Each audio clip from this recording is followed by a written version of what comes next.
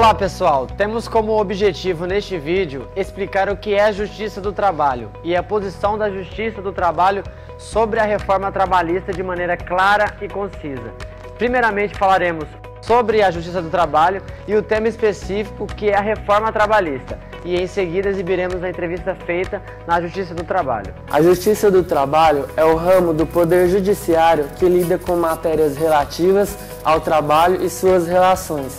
Ela concilia e julga as ações judiciais entre trabalhadores, empregadores e outras controvérsias decorrentes da relação de trabalho, bem como as demandas que têm como origem no cumprimento de suas próprias sentenças, inclusive as coletivas. Os órgãos da Justiça do Trabalho são o Tribunal Superior do Trabalho, os Tribunais Regionais do Trabalho e os Juízes do Trabalho. Os 24 tribunais regionais do trabalho existentes no Brasil são compostos por desembargadores e representam a segunda instância da Justiça do Trabalho. No Tribunal Regional do Trabalho da 23ª Região, existe atualmente 38 varas do trabalho, instaladas em todas as regiões do estado de Mato Grosso, sendo 9 na capital e 29 no interior em municípios polos.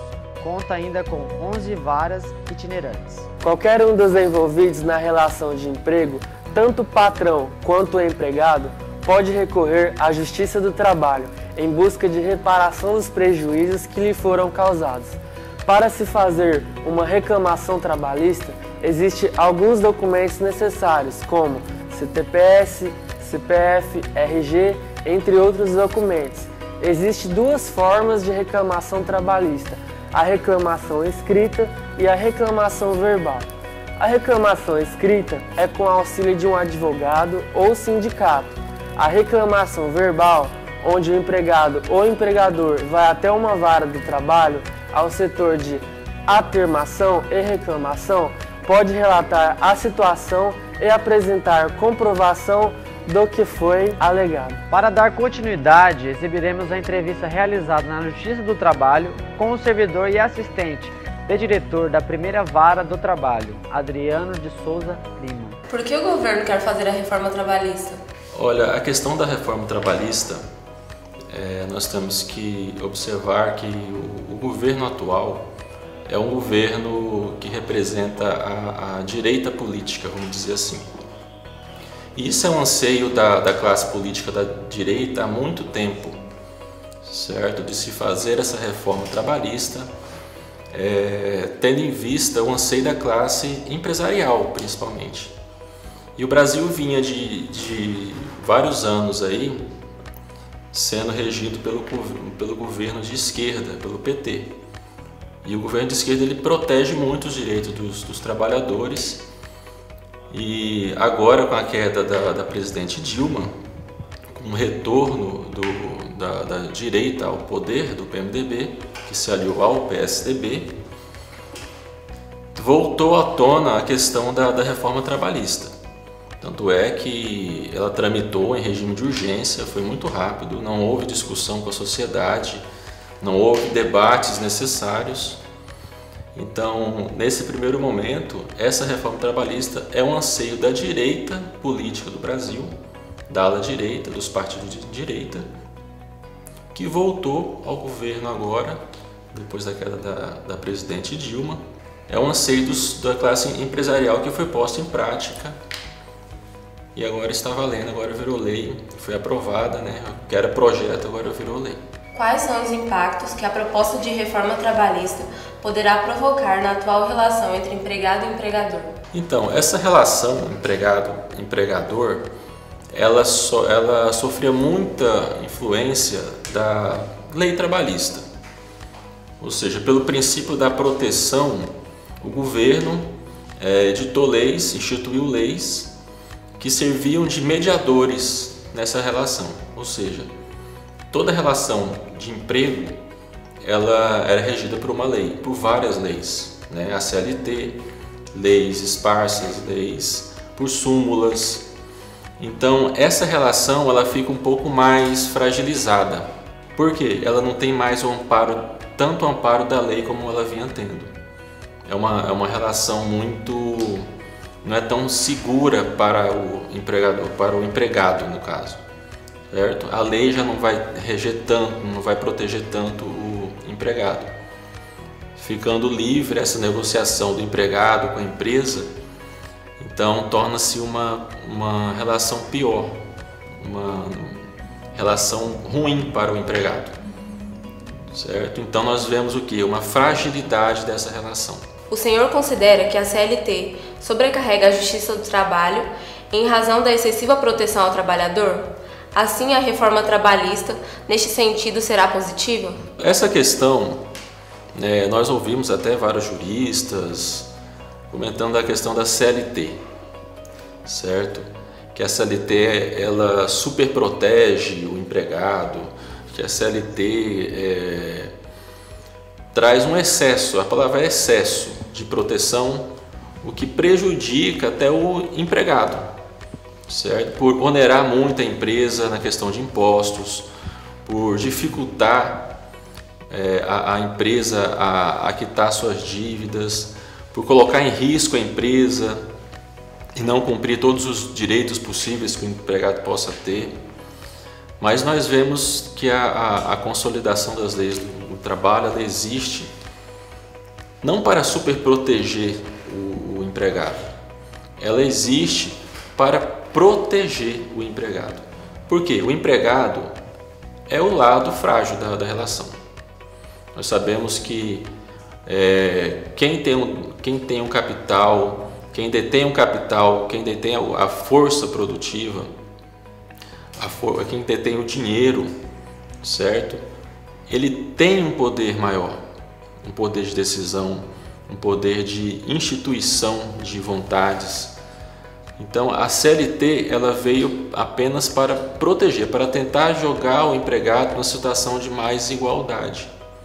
Então ela não veio para atrapalhar, ela não sobrecarrega, ela não traz prejuízos, certo? A CLT junto com as súmulas do TST, junto com as orientações jurisprudenciais, junto com as demais leis do Código de Processo Civil, elas existem para colocar o empregado num patamar de igualdade com a empresa, com o empregador.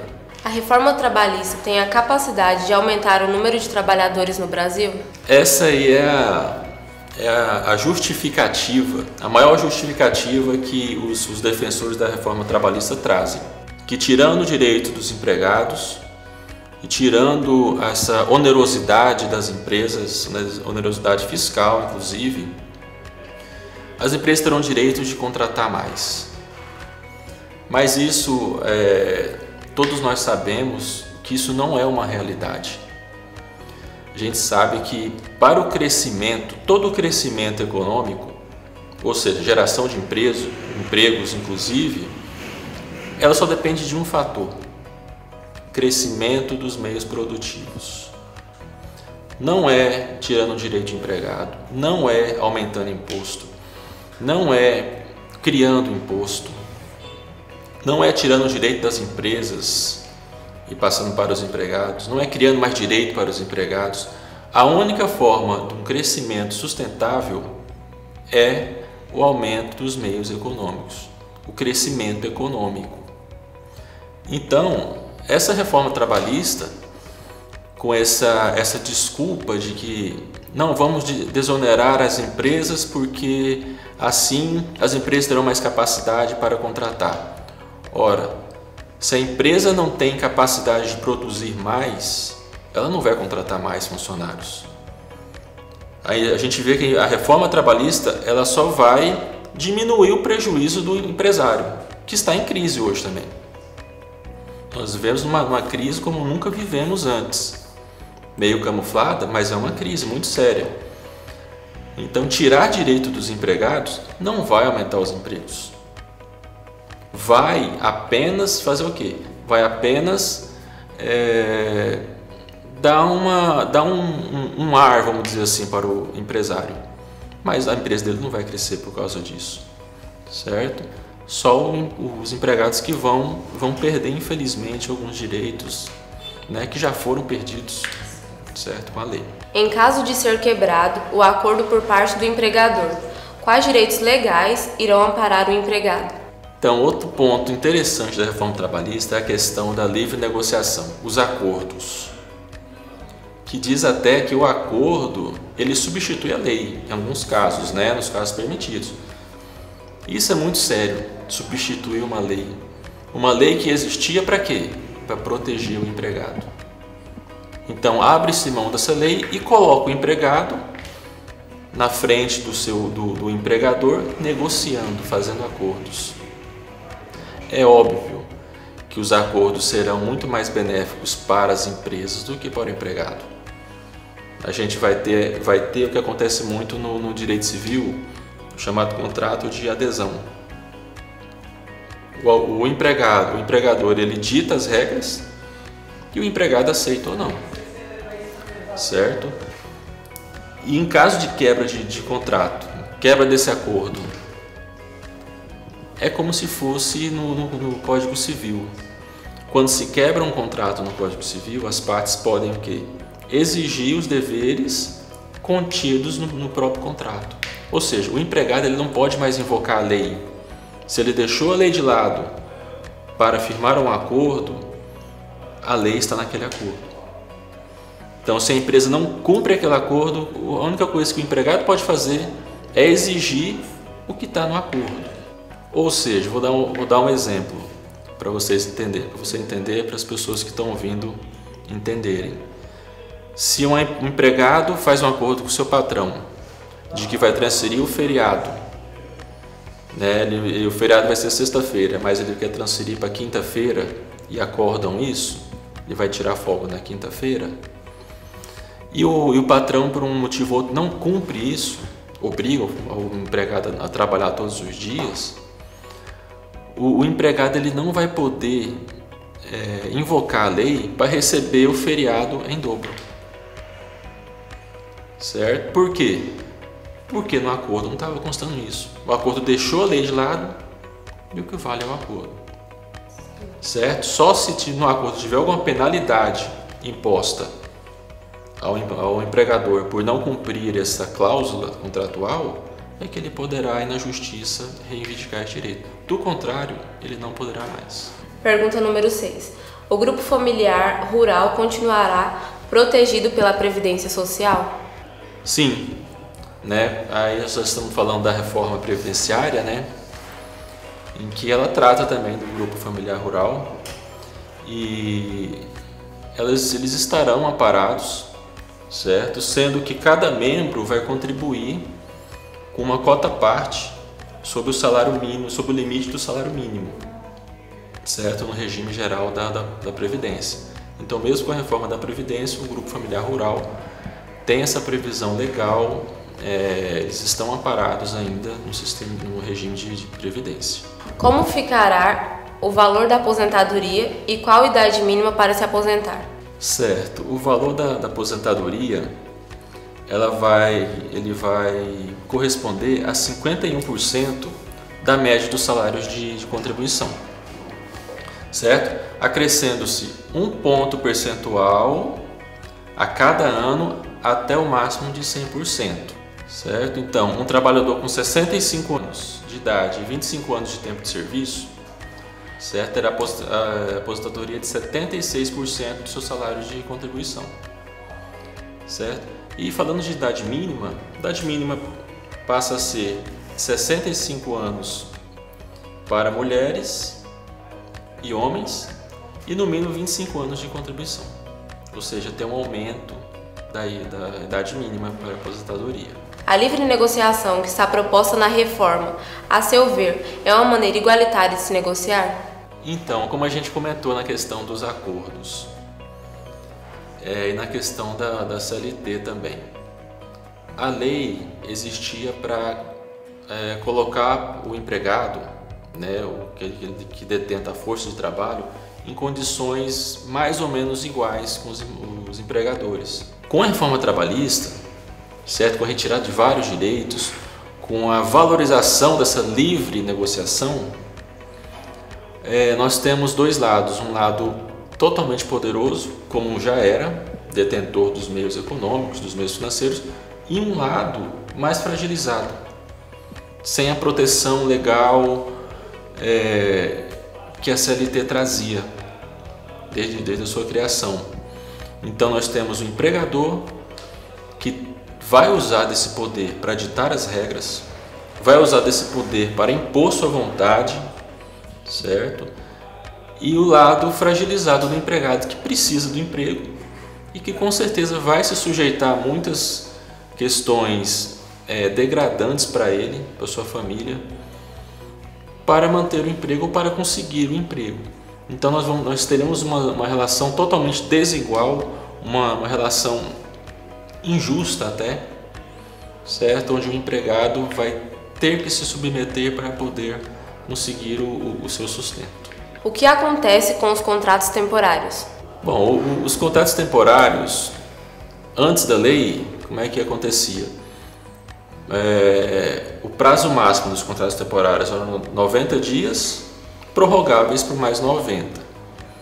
Com a reforma trabalhista, eles aumentaram o prazo dos contratos temporários de 120 dias, prorrogável por mais 120. Ou seja, é uma precarização do serviço, é uma retirada de garantias do empregado. Porque o contrato temporário ele não traz garantia nenhuma. A empresa terminou o contrato, renovou, ele vai ter que se desligar da empresa. Então, aumentando o tempo do contrato temporário, vai aumentar também o número de funcionários temporários, que para a empresa é mais lucrativo isso. E para os empregados, infelizmente, é um ponto ruim da reforma trabalhista. Analisando as mudanças propostas na reforma trabalhista, visando a terceirização da mão de obra, como devemos analisar o bem-estar e a segurança do trabalho em um ambiente terceirizado? Falando de terceirização, para mim, pessoalmente, assim, é um dos pontos mais terríveis que tem nessa reforma trabalhista. Porque terceirizando-se todas as atividades da empresa, nós temos a possibilidade de todo mundo estar vinculado a uma empresa terceirizada. Isso quer dizer o quê? Salários mais baixos e condições piores de trabalho. Por quê? Vejamos bem, você trabalha para uma empresa X, que tem um patrimônio considerável, tem uma sede, tem recursos, ou seja, ela tem capacidade de amparar o seu empregado, de dar condições de trabalho, de dar condições financeiras, um salário digno ao seu empregado. E com a terceirização, a empresa X contrata a empresa Y, terceirizadora. Só que a empresa X, a empresa Y, ela não tem sede, não tem patrimônio, ela aluga uma salinha em um prédio e te contrata. Então fica muito mais difícil do funcionário dessa empresa Y requerer os seus direitos do que se estivesse na empresa X, contratar diretamente. Nós aqui na Justiça do Trabalho, a gente se depara com muitos casos assim, de empregados, funcionários de empresas terceirizadas que batem as nossas portas aqui com ações trabalhistas, que não receberam condições, não receberam equipamentos, não receberam as verbas, e essas empresas simplesmente não possuem patrimônio registrado, como para as empresas que ela presta serviço. E com a terceirização total de todas as atividades da empresa, com certeza o caminho natural será que todo mundo seja funcionário de uma empresa terceirizada, ganhando menos, tendo menos condições de trabalho, de segurança pessoal no exercício do seu trabalho e de segurança do prosseguimento na empresa, tendo em vista a grande rotatividade que existe nas empresas terceirizadas. Um exemplo que eu posso dar das empresas terceirizadas é do nosso tribunal. O nosso tribunal utiliza a terceirização para o quê? Para os serviços não essenciais, ou seja, os serviços de vigilância e limpeza. que é uma questão favorável para a nossa instituição o uso dessa terceirização. Porque o tribunal ele tem muita preocupação com a questão jurídica, a questão administrativa, e terceiriza essa questão de segurança, de limpeza, para que não se preocupe, não desloque, não utilize muito tempo com essas questões. Isso é um ponto positivo para as empresas, para os bancos que utilizam vigilantes também.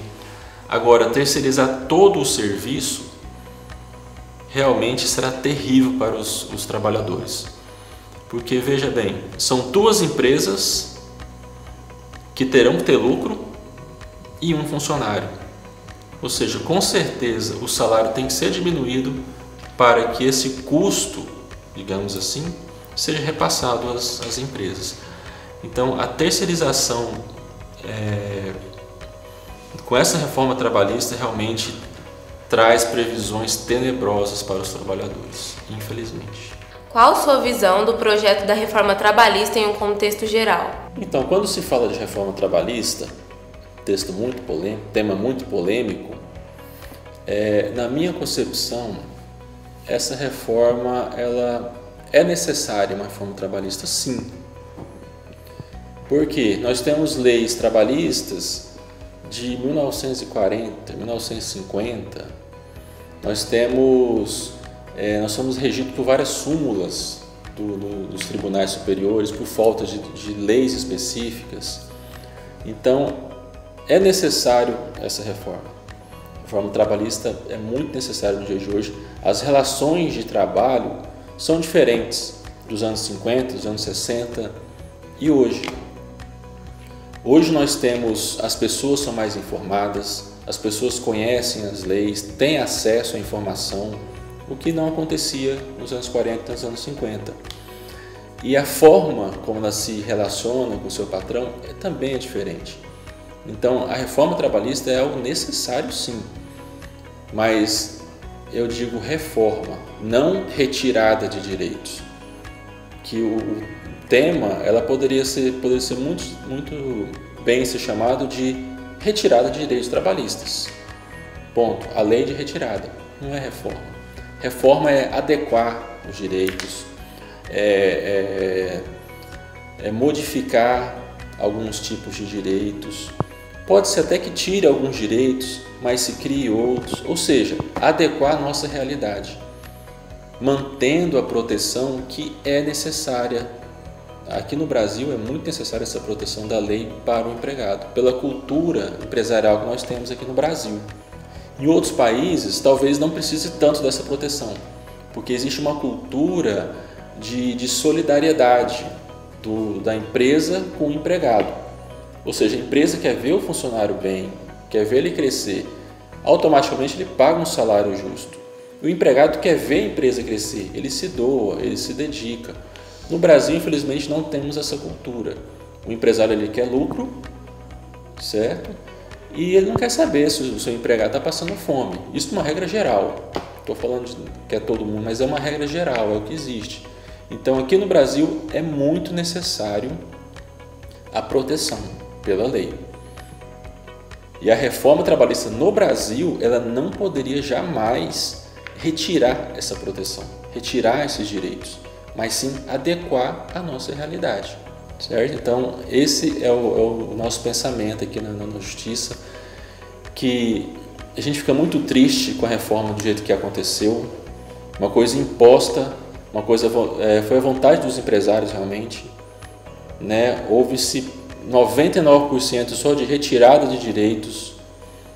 Teve algumas coisas boas, uns 2 pontos mais ou menos bons, mas mais de 90%, 95% coisas muito ruins para os empregados, infelizmente. Conforme as discussões em ambiente acadêmico e de acordo com a entrevista realizada com o servidor Adriano, pode-se dizer que com a reforma trabalhista mudará vários pontos essenciais em relação ao empregado e empregador, sendo que um dos maiores impactos sofridos pela nova lei trabalhista será a diminuição da intervenção do Estado nas relações de trabalho, consequentemente aumentando a autonomia de ambas as partes no que tange o acordo com o trabalho dos mesmos. Como qualquer mudança, existem pontos positivos e os pontos negativos. No entanto, segundo a opinião do servidor citado anteriormente, por ser um anseio de direita política, os meios privilegiados serão as classes empresariais, visto que o empregado é o lado mais frágil da situação.